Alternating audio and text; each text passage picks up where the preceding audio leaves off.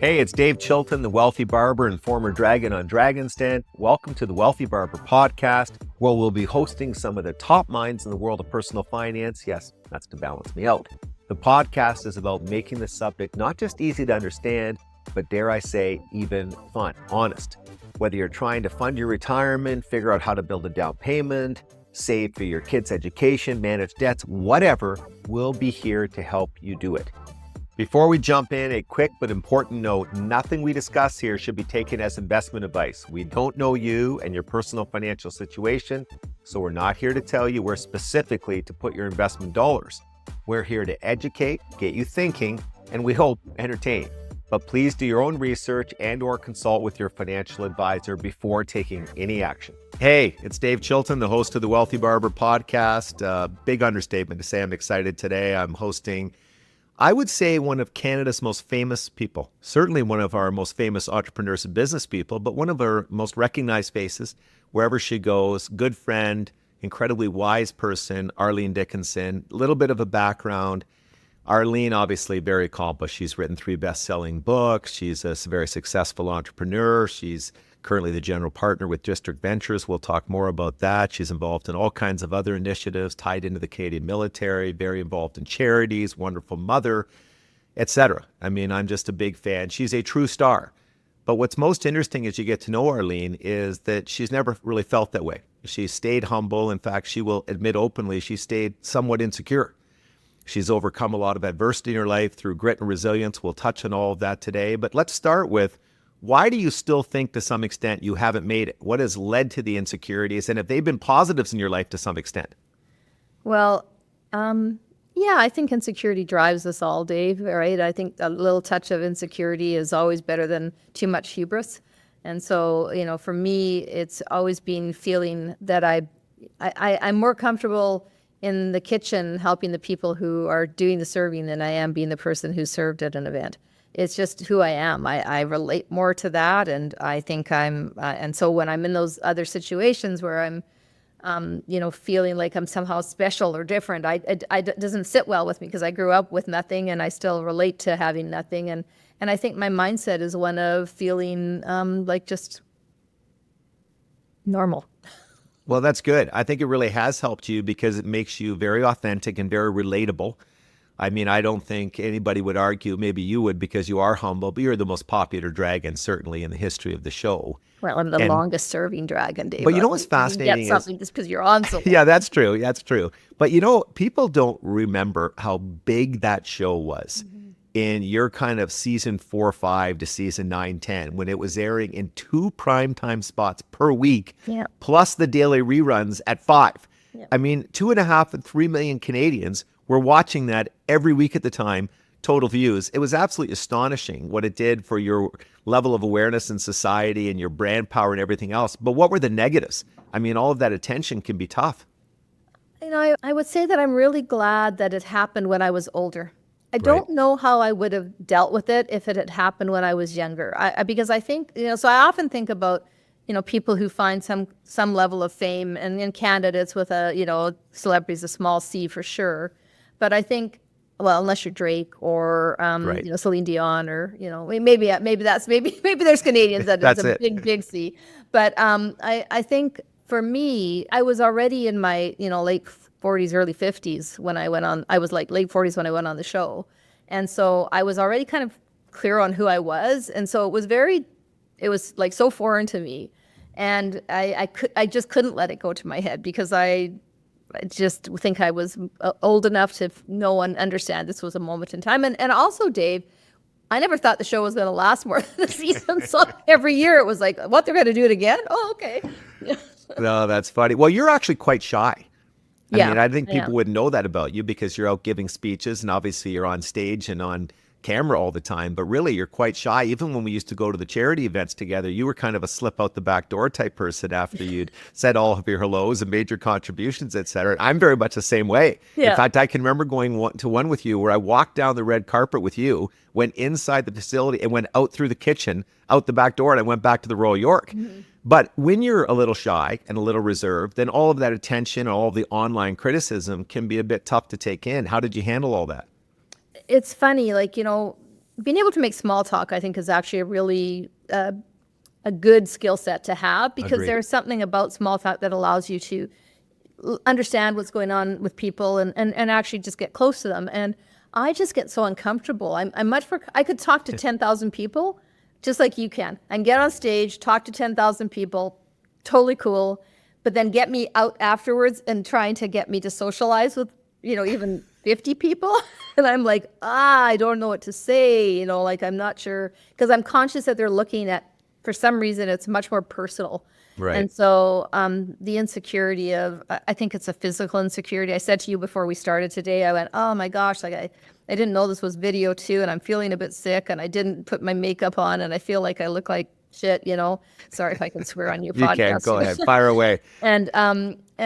And then I thought, so what went through my mind was what always plays in my mind, which is do it anyhow, Arlene. Like, Right. do it anyhow. And so I think you just learn to, as you have, either to be able to slip out the door or to just get through it. It's interesting. You gave me some great advice when we first dealt together on the phone. They were talking to me about coming on Dragon Stand, and I don't love taking a lot of online criticism. I mean, at the time, I was very concerned with that. And you said to me, you'll never grow in to handling that well. You have to flip a switch and be able to just say, that's not a part of my life. I'm not going to let it bother me. I did a horrible job of following that advice in year one. Horrible. I actually got back to some of the trolls, and I was the worst. But then I thought, okay, Arlene's bang on here. In year two, I smartened up. Much tougher, I would argue, for a woman. You're going on there as the only woman panelist. You take observations about your physical appearance. We don't. Your outfits, etc. How did you grow into handling it, or did you have to flip that switch early? I don't think they could say anything to me that I didn't already think about myself. See, these insecurities are a positive. Yeah, you're right. I mean, okay, I'm fine. I'm not this or that. I mean, and so it wasn't like it was reinforcing my negative opinion of myself, but first of all, I really am very careful not to spend a lot of time in the comments, because it's crippling. It can be very difficult. Agree. It's abusive. It's the trolls and the bots and the people who are more courageous because they're behind a keyboard. Like, they can just literally take control of your life.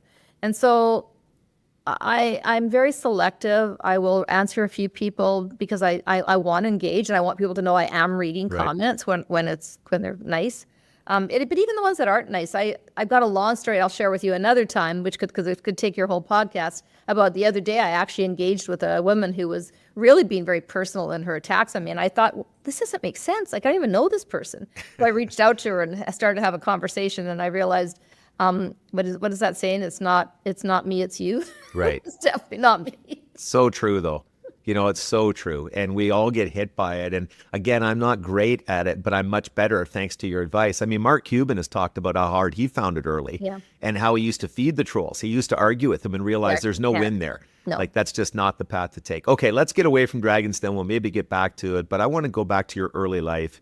At age 31, before you and I had met, you found yourself divorced. You're a mother of 4. You don't have a big income at this point. For some reason, people assume that you grew up with a silver spoon in your mouth. It was more like a lead spoon. You didn't have a lot growing up as a child, etc. How did you overcome that? They say optimism is a gene you're born with. And I was always a bit of a pragmatic optimist. I always believed that was raised to believe I was lucky to live in Canada. I was lucky to have my health. I was lucky to have a roof over my head. And, all of those things, that was just ingrained in me that, gratitude was so important. Absolutely. And so even gratitude and generosity were the two things that I would say my parents taught me, to be grateful for what we have and to be generous with whatever we have. And that didn't mean like us having like a lot. It meant helping others with our time, with our energy, with our emotional support.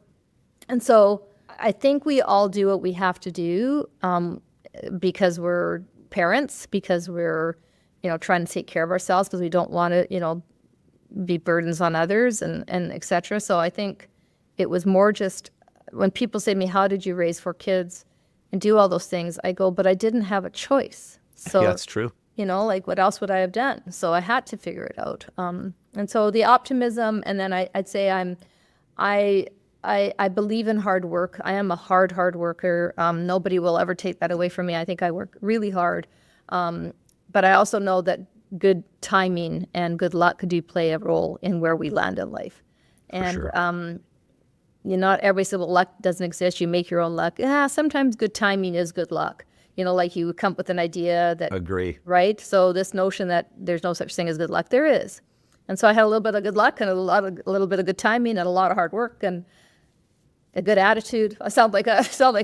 No, but it's all very true. That's I close. mean, and I've always said luck and timing play a role. I mean, Yeah. I've only had one good idea in my life, for heaven's sakes. I've milked it for pretty much my entire career. So I'm right with you. But also, you and I both were lucky to have good parents.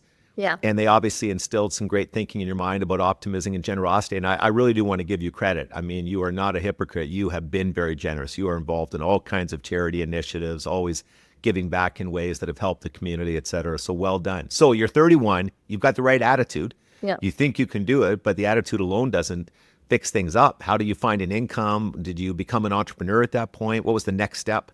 I'm 31. I'm fired from my job at a TV station because I don't think entrepreneurs make good employees anyhow.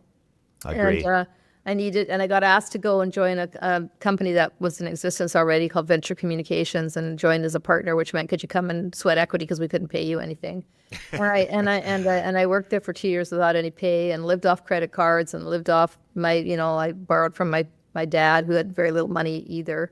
So it was there was no other door to walk through, Dave. Right. Like, when that offer came to me, I was lucky that I took it because there was nothing else I could have done.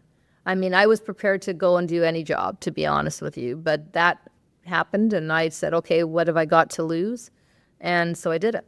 And did you see at that point the end game was that you may eventually buy out the company and take it to higher heights, or no?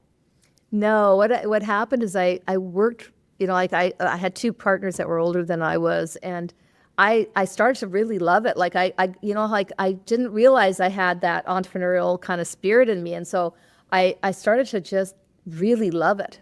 And in loving it, I started to find my ambition. And my ambition became insatiable. Like I wanted to build something with it because I really loved what I was doing.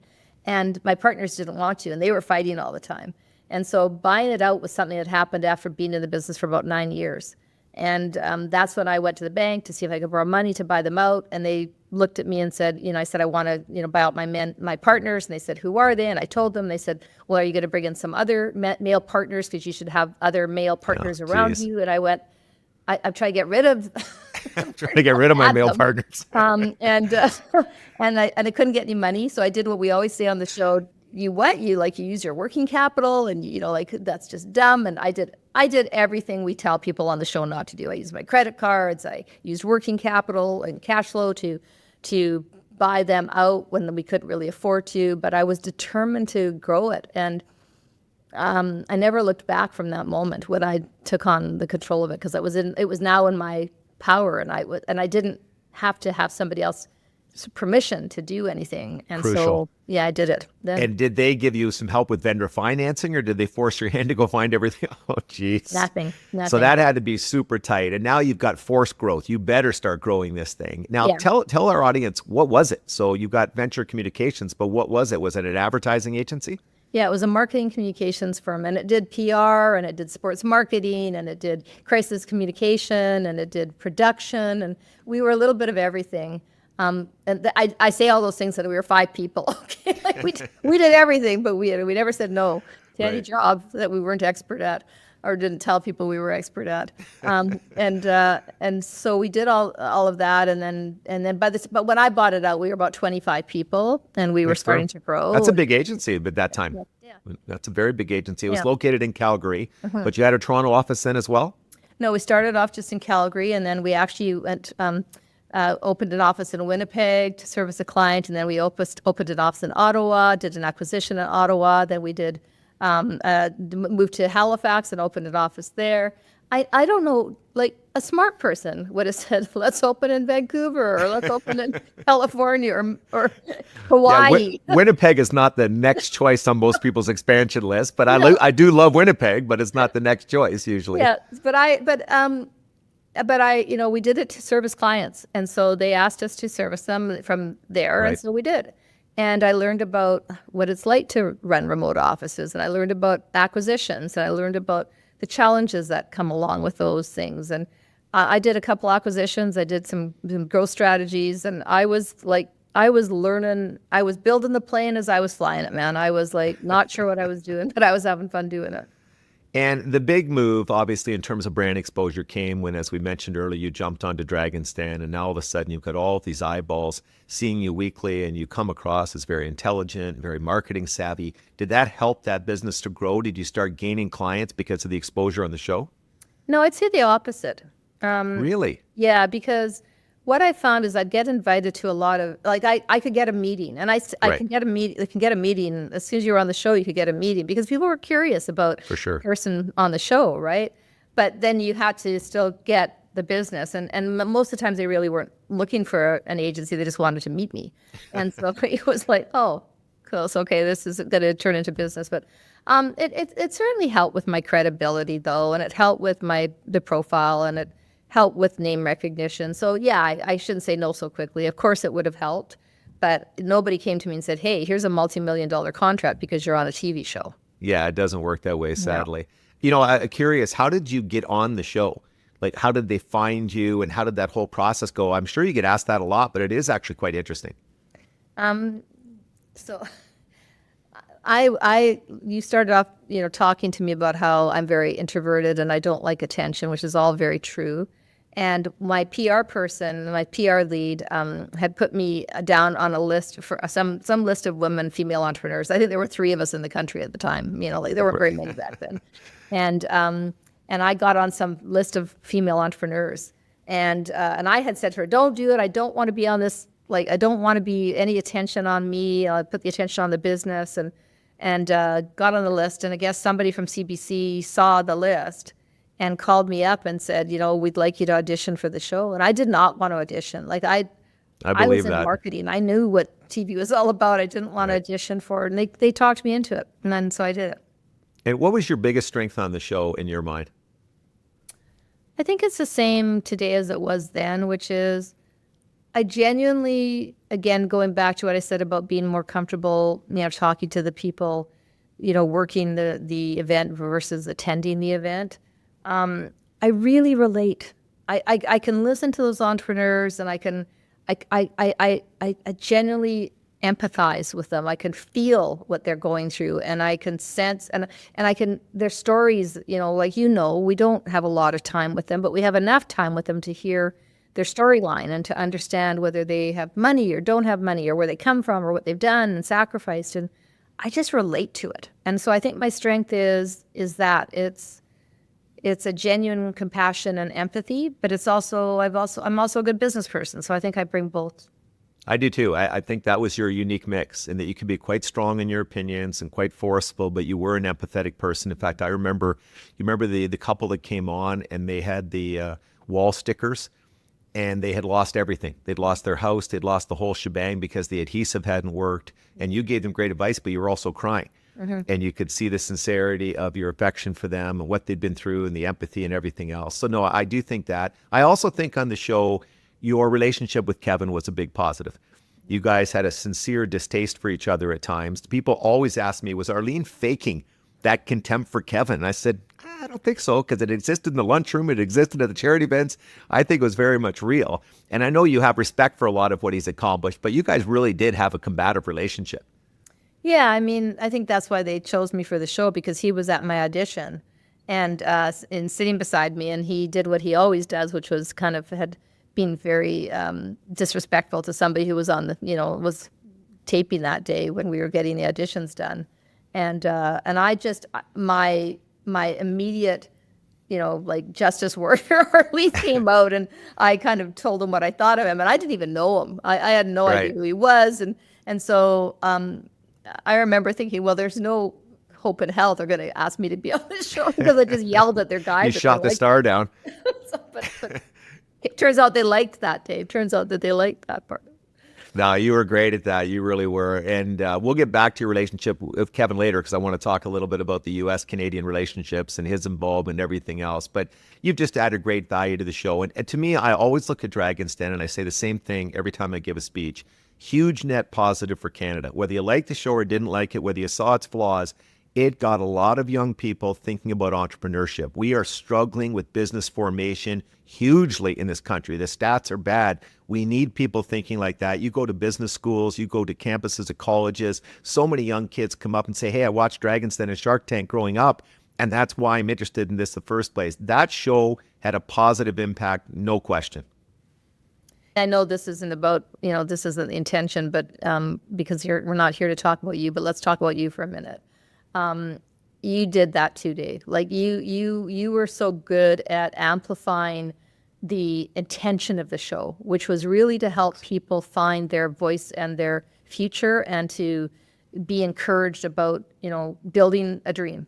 And I had such, and continue to have such respect for kind of you pick, when somebody called you, you called them back. I know you answered those trolls online because you do it today. When people call you, I know if I say to somebody, here's, and they ask for your number and you say yes, you will call them back and you will spend time with them and you empathize with them and you understand them and you take the effort. And that showed up with Luigi, the card, but honestly, you did exactly what you said you would do. You called Hallmark, you got her into Hallmark, you did everything that you said. And so I think that show, and today, and Dave, when you were on the show, it was even then, but today I am seeing so many young, I think of them as young, but entrepreneurs come on who say, I started watching you when I was 8 years old. Yeah, that's cool. I started watching you when I was 10 years old. I have been dreaming, I'm going to sit in that chair one day. And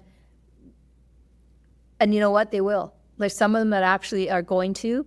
And the 20th season, I imagine you're going to see, like something along those lines where there's going to be it's a full circle thing. And that's so rewarding.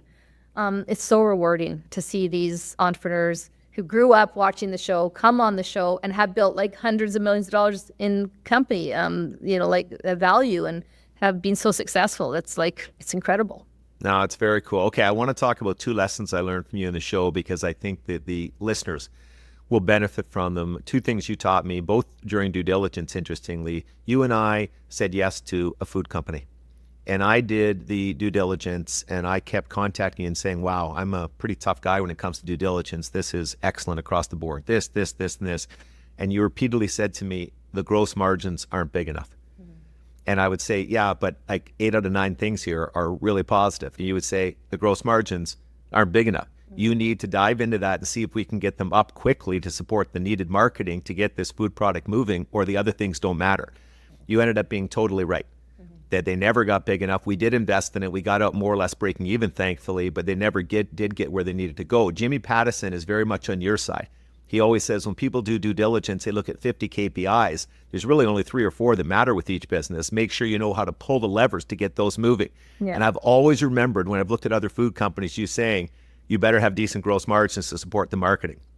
So thank you for that. But the other one was more interesting to me. You and I got involved with Jackson and Morgan Wyatt, the 2 brothers that had come up with Greenlit.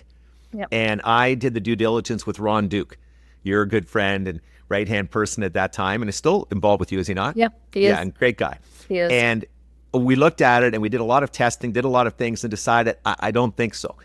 And you said, no, these guys are too sharp. And so even though the due diligence hasn't gone great, and you guys have come up with some legitimate negatives here, they're so smart, and they can sell. Let's go, and let's figure it out. They'll pivot, they'll figure it out. And of course, they did figure it out. It ended up being a 10X. For you and I in terms of the investment return. I've invested with both of them since, by the way. The brothers went their own way and I've put money into both of their companies. And again, a great lesson that sometimes the entrepreneur matters so much and they're so smart and so gifted, they'll figure out the right path and you just want to be part of that journey. They were a magical combination. It's rare to see a family, brothers who complemented each other so well in their skill set. And yeah, that was a great deal. But you can also mention, Dave, ones that you told me to do. I think, let's be real. There's been a couple times on the show where I might have had a couple drinks because I was being served them by the entrepreneur. So for those of you listening and watching, we get served food, we get served alcohol, and of course Dave doesn't drink. So I'm having a couple shots of vodka. I get a little bit drunk. Not drunk, but a little bit. No, you were drunk the one time. For sure you were drunk. And Dave saying, let's do this deal or together, Arlene. I'm going, yeah, let's do this deal. And then afterwards I'm going, what deal? And he said, you did this deal. And I don't want to do that deal. And the one deal was like one of the best deals that ever came on the show. But it was too drunk to ever even pay attention. It was right? That was classic. By 5:00 when we wrapped up that day, you didn't even remember the pitch because you'd had all that champagne on an empty stomach. Do you remember you had to do interviews at lunch that day? Yeah. And so you hadn't eaten a thing. And then we had 2 or 3 glasses of champagne and you drank so much that you didn't remember the pitch after. You said, I'm going to have to go out on that one. And then it ended up being a huge home run. It was a huge You know what? I'll buy you lunch someday because I took your share as well. You did. But I just want everybody to know it wasn't because I was like guzzling back stuff. I just hadn't eaten and I was tired. And yes. No, you weren't showing up there drunk. Okay, let's be clear on that. That never happened. I mean, at least to the best of my knowledge, that never happened. Okay, let's talk a little bit about the current economic situation. You're an expert, truly an expert in what's happening on the Canadian entrepreneur front. It's challenging. You and I talk all the time about how a lot of people, including media people, still don't fully grasp the difference between small businesses and what they're up against versus the big businesses. In Canada, it's tough for small businesses to gain access to capital. It is challenging right now. What are some general thoughts you have on that front? Yeah, I'm very worried about what's going on. Particularly, I mean, I invest in the food and beverage and health and wellness CPG space. So I'm very specific in my investment thesis. And, because I'm a big believer that no stick should leave this country without some value being added to it. We should commercialize the last mile and do that by standing up manufacturing facilities and investing in our agricultural sectors.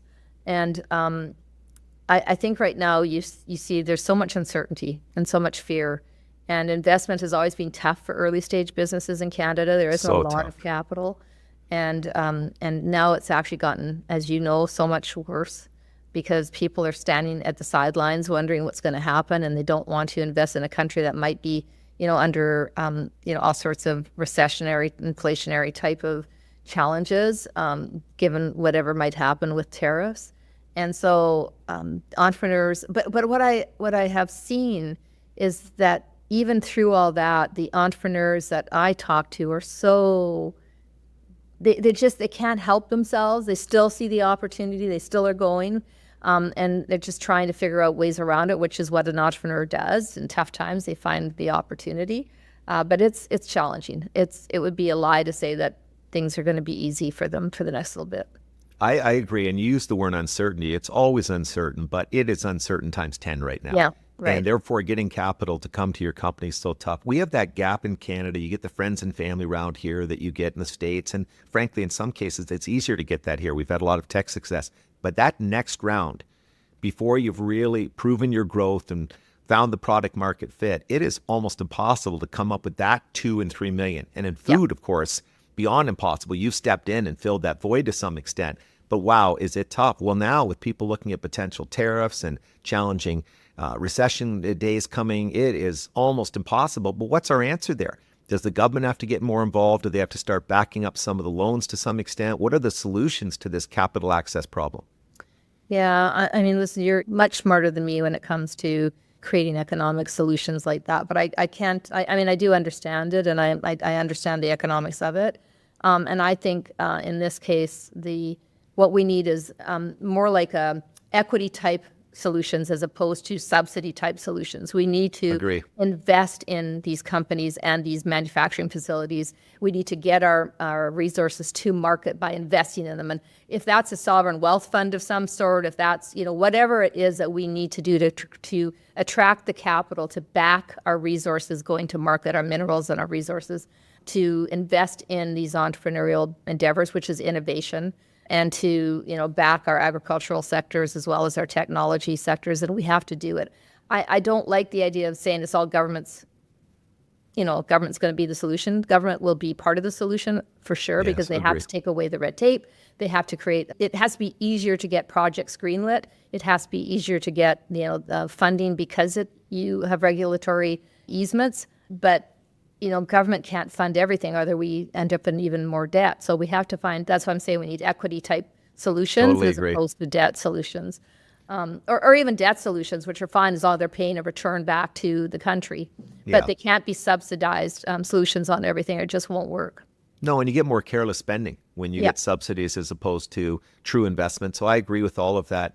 It's so challenging to know what's going to happen with the tariffs. Are you finding that with your companies, because obviously a lot of the food firms have to be dealing cross-border, either getting inputs or sending their finished products across border, how are they reacting to all of this? I mean, I think they just want to know what they're dealing with, but right now they don't.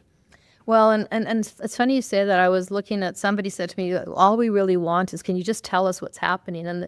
And the challenge is with Trump, you don't know what's happening. He's so unpredictable, which is his strategy. His strategy is to create chaos, to create uncertainty, to create division. And he does that with his lies, and he does that with how he positions things, that we're being subsidized, that we're not really a country without them, that, what would we be? He doesn't need anything from Canada. Well, if you don't need anything from Canada, then leave us alone.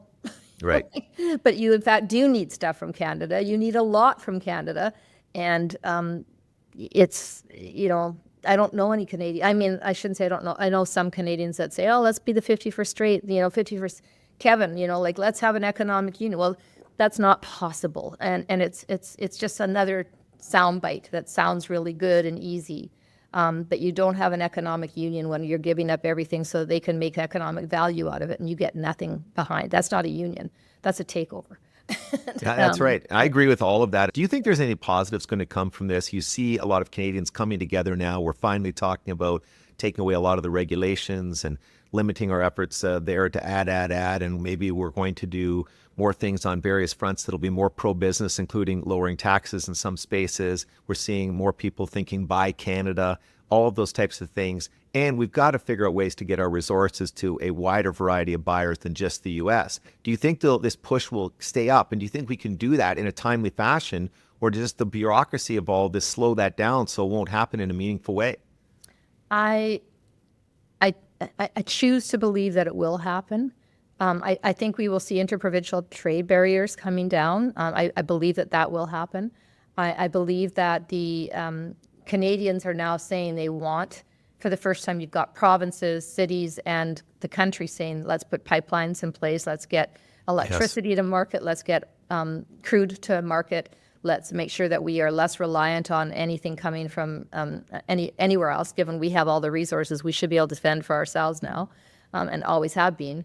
And so there's a political will that never existed before in this country. Agree, totally. And so people can say, well, hey, why didn't we do it 10, 20 years ago? I can tell you there's lots of reasons. You can look at any side of the political spectrum, and you will see people who were against, putting pipelines in. So it's always been about protectionism. How do I protect my province? How do I protect my city? How do I get more for myself? And what we're now getting into is, how do I protect the country? How do I get more for this country? How do I protect what we have and what we need to continue to have? So I think we're seeing a galvanizing and a resolution that hasn't existed in this country ever. Maybe when we, maybe in 1812 when we fought the. I wasn't alive then. Yeah. I've heard. There's some historical thing there. I hope Canadians just push as hard as they possibly can, because when Canadians push, that creates political will. And when political will exists, that creates change. And the bureaucrats have to get out of the way. I do not want to be the 51st state. No. I am a proud Canadian. I like the differences between the two countries. I like the U.S., by the way, visit there regularly, so I don't have any animosity towards the U.S., not thrilled at the recent behavior on the high end, but in general, I've got great relationships with U.S. friends, but I don't want to be the 51st state. I find 80, 90, 95% of my friends and colleagues don't either. I think some younger people are more open-minded to it because they're frustrated. They're frustrated with how difficult it is to buy a home. They're frustrated with the cost of living in Canada, the taxes in Canada, so they're a tad more open-minded. than our generation is and in between generations are. Do you think that's right? Do you think that assessment stands up? Yeah, I think you're 100% right. I think we have done a very bad job of instilling patriotism in our children. And so I said to you earlier that my dad taught me to be proud, That's right. to be grateful that I'm Canadian. And I think I tried to talk about that with my kids, but I think the next generation after my kids, because my kids are adults now, is lacking any sense of connection to the country. And like you say, they're feeling abandoned. They don't feel they can't get a home. They can't, there's so many challenges financially for young people to be able to feel that they can not just survive, but thrive. And so, but that's not just a Canadian issue. No, it's not. You're seeing in Australia, you're seeing in a lot of the Western nations, pockets in the US, pockets are not that way. But no, you're right. It's not just a Canadian issue, but it's certainly exacerbated here when you look at the debt relative to disposable income, et cetera. I mean, I've said repeatedly during other podcast episodes that we are battling a situation where without help from parents, you probably can't buy a home in most geographical spots. Well, that's unfair. That's not good for any of us. And what happens is that high cost ripples through in so many ways. Even when people do get in, they can't afford to do any proper saving. There's not risk capital available to fund businesses, to invest in that type of thing. People are taking fewer chances. All of those things flow from that. So housing affordability is a complex issue, not easily resolved, but it's one we have to start addressing more successfully than we have. I wouldn't want to be a politician, though, because let's be honest, when you talk to your friends and colleagues, whether they're 40 or whether they're 60, they love the fact that their house is way up in value. Yeah. It's a part of their retirement planning. Nobody cheers for their asset values to fall. So this is very, very tough stuff. And managing the supply, managing the costs, it's tough. Taxes are definitely playing a huge role, as you know. I mean, you put up $1 million house in some of these cities, 310,000 of it is going directly to taxes. Yeah. And in other parts of the world, it's 12 to 14%, not 30 to 31. Yeah. Well, that puts us in a tough, challenging situation there. I mean, taxes are high in Canada. Nobody can argue that. And it's, are we getting full bang for the buck? And at these levels of taxes, are we going to have enough left over in the economy to do the things we need to do? Where do you stand on that? Do you think we've got to free up more capital for individual citizens and risk takers? Yeah, I think we definitely need to rethink corporate tax for sure, especially, and we need to rethink the incentives that we give to people who invest in entrepreneurs. So, and then how the tax happens for entrepreneurs when they first start to make money so that they can reinvest in their business. So there needs to be all levels of different tax incentives and tax changes. I absolutely think that's true. And again, that takes political will and balancing a budget in that circumstance when you're a small country relative population-wise, or a huge country geographically. We're a very small country population-wise, but we have a lot of infrastructure to cover. But there is waste in government, and that's true for any government. Absolutely. Like there is waste. Like we actually could use a DOGE here. Yeah, every country should have oversight over its budgets. Do you know any business that doesn't have a board of directors that looks and says, "What are you spending? Why are you spending that much here? Why aren't you looking over here for that?" Well, we should be doing the same thing with government spend. 100%. Absolutely. No, absolutely. And the savings would be significant. Right. How do we build up the entrepreneur ecosystem? I mean, remember in the old days, we had certain incentives where if your capital gains was achieved, for example, investing in a Canadian company, you paid a lesser tax, et cetera. We had mandated approaches to how people could invest their RSPs. I don't love that one, but just ideas to keep some of the capital here and to give preferential treatment to gains made in this country. Do you think we go back to that on the tax code front at some point? Yeah, I think there's two things that we have to be really careful of right now. I think the Canadian, I can't think of the name of it right now. I think it's called the Canadian Investor Act. Right. And where it talks about foreign control. And the reason I mention that in answer to your question is that it's going to be critical that we are very careful that we don't allow foreign ownership to come in and take and invest in the businesses or buy the businesses that aren't getting money from us. Right. So we have to protect our companies. And the only way to do that is to not allow foreign ownership to come and grab them while they're on sale because our dollar is so low.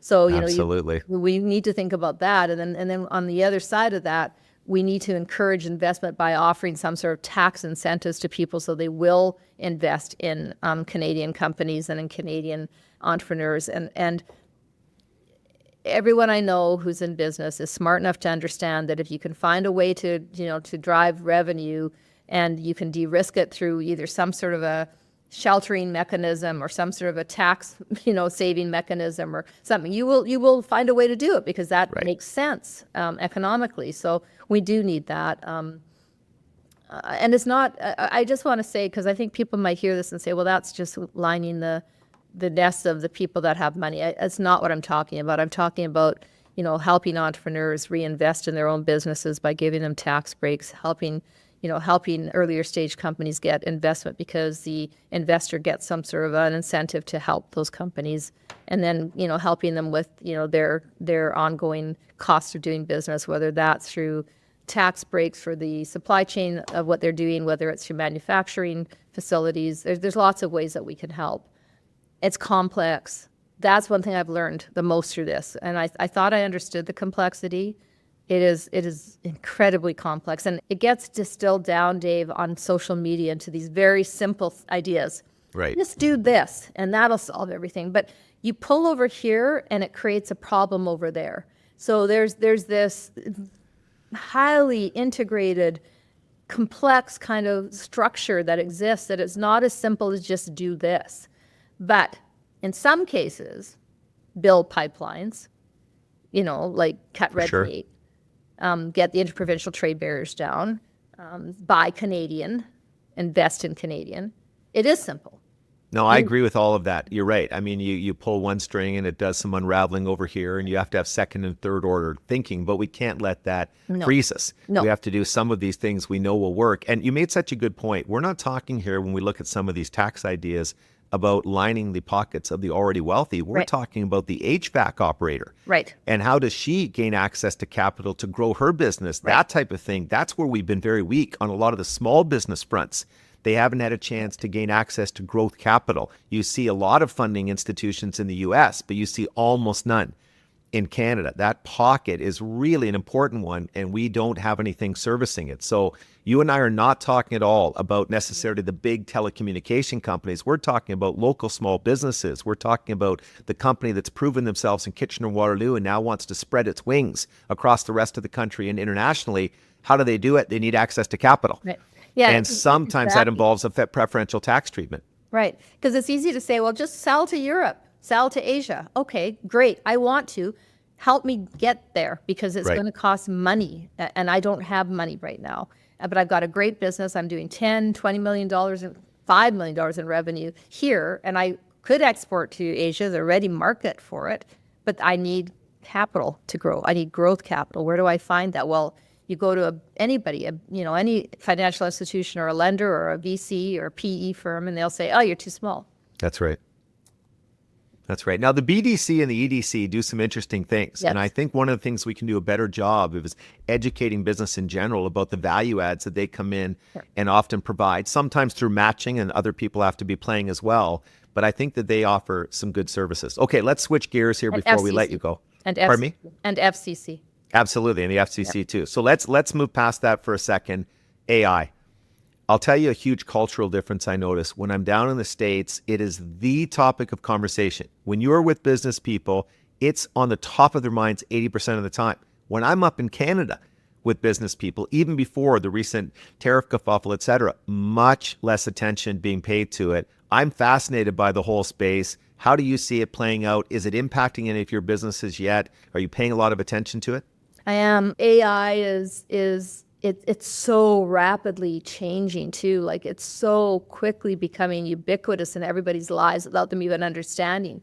Like, you update your latest iOS system and you're seeing what is available to you in terms of information and, helping you with presentations, helping you with business planning, helping you with like just the basic fundamental levels of AI, let alone the robotics and the other elements of AI that, are going to change the way we live. It's funny. I'm asked, do you find AI exciting or intimidating? And I say both. Yeah, it is. I mean, the potential, what it could do in the medical field, the education field, it's overwhelmingly positive. But of course, you're intimidated. It could lead to a lot of job challenges for people. It can be misused in many instances. We used the new deep research tool last week that OpenAI put out, ChatGPT. And we did it to look into potential buyers for a firm that we had helped to sell a couple years ago to see if the research that it came up with was comparable to ours? Was it as good as ours because it was producing it what we did in weeks? It was producing in minutes. It was way better than ours, way better. So anybody who says, yes, this is going to be very impactful soon, it's impactful now. Yeah. If you know how to use the tools and you're open-minded to using them. But again, that could be a big challenge for jobs. So, somebody in my life had a partner who worked at one of the major insurance companies putting group RRSP proposals together, going out to the Canadian companies. And they had 9 people in the division. Well, that's going to be replaced by ChatGPT doing the research, creating a proposal. You'll still have a few people editing it, making sure it's bang on, looking for hallucinations. But again, all of this is quite intimidating. If you have young kids, you've got to get them looking at this and starting to get a feel for all of its potential, all of its possibility, because they're going to be using these tools in their everyday lives. 1,000%. Learning how to do prompts in Chat GPT or using AI is like it's a career now, because how you frame the question, how you think about the question, what you give as input into the output, so that it can actually really give you what you want, is an art. For sure it is. And I know too many people who throw things into Chat GPT and it spits something out and they go, well, it came out of Chat GPT, it must be right. And they don't fact check it, they don't look at it, they don't analyze it, they don't realize that it's based on their on their own results, on their own searching, on their own patterns. And so they just get, again, more of their own biases and more of their own views coming back at them in some ways, shape or form. So I'm with you. It's frightening and it's exciting, and it's, the job market is going to look so different in 10 years from now, like not 100 years from now, like in you've got people like Ray Kurzweil. Literally one of the smartest people in the world, saying that general practitioner doctors are going to be in huge trouble going forward, that lawyers are not going to be a big part of our society going forward. Maybe they'll be wrong, but these are really intelligent people making these forecasts. And again, to your point, they're not talking 10 and 15 years from now. They're talking 2, 3, 5. Now, going back to your point about feeding in the prompts, I went on to ChatGPT and I said, I'm having Arlene Dickinson on. What would you suggest chatting with her about? And it said, once drank too much on Dragon's Den. That was seriously first comment. That's what you're most well known for, even in the world of AI. It's intimidating. I miss your humor, Dave. I when people ask me all the time, who do I miss on the show? I miss you on the show. You made me laugh every day, but you made me think every day. And you genuinely, you are one of the smartest people I know. Your mind in terms of math is like outstanding. You have, although you did brag a lot about passing the security test at the top of your class a lot, like you bragged about that a lot. But you are you are a true Canadian icon and gem. And I miss talking to you. I've really enjoyed having this conversation with you. No, it's been a lot of fun. So let's wrap it up. I know you've got lots on your plate, but I want to ask you one more question. Corny, but if you could leave the listeners with one thought, you look back on your life with its ups and downs and early challenges especially, what's the one thing that you think could help people to hear? I think it would be now along the lines of, don't box shadows. In other words, do the hard thing, like go for it. Try it sooner in life. Like I think we hold ourselves back so much, so very, very much. And I think it's believing in yourself and giving yourself the grace that you can fail, and that's okay. That to me, I wish I had tried harder sooner than I did. I was too afraid. That's well said. And it's interesting that a lot of the experts on parenting say that that's one of the most important things that your parents can do for you, is to teach you not to fear failure. Yeah. Let you fall down. Yeah. And nowadays, I'm not sure we do that well. Hey, this is, I said that was the end, but I wanted to say one more thing. Something you should be very proud of, your first book, and not that your other books didn't go over well, but your first book really helped a lot of people. People loved that book. Thank you. And spoke about it very highly. And I think a lot of people really got motivated by it. And you touched on a lot of areas that, that was a solid book. How long ago did that come out now? That's got to be over 10 years. We're getting old. Yeah, it's about 10 years. I think the last book I did that, then I did All In, and then I did Persuasion, then All In, then Reinvention. Reinvention also really resonated because it was right around COVID. And so Yes. people were figuring out what they wanted to do with their lives, and they were afraid for their lives. And so it was good timing. But yeah, it would have been at least 10 years ago now. Well, remember with Reinvention, I had a couple of people come up to me at parties and say, oh, you're the Wealthy Barber. And I thought they were going to say something nice. They said, if I get you my copy of Reinvention, can you send it to Arlene Dickinson and get her to sign it? And remember, I did that twice. I actually tracked it out, said, all right, whatever. And I sent you the book. I was generally getting girls coming to me saying, "Can you introduce me to Dave Chilton?" I go like, "What?" Anyway, it was great having you on. You were a lot of fun as always, very informative, and really, really nice of you to find the time. I'm sure our listeners will enjoy it immensely. Anytime, Dave, for you. Okay. Thank you. Bye-bye.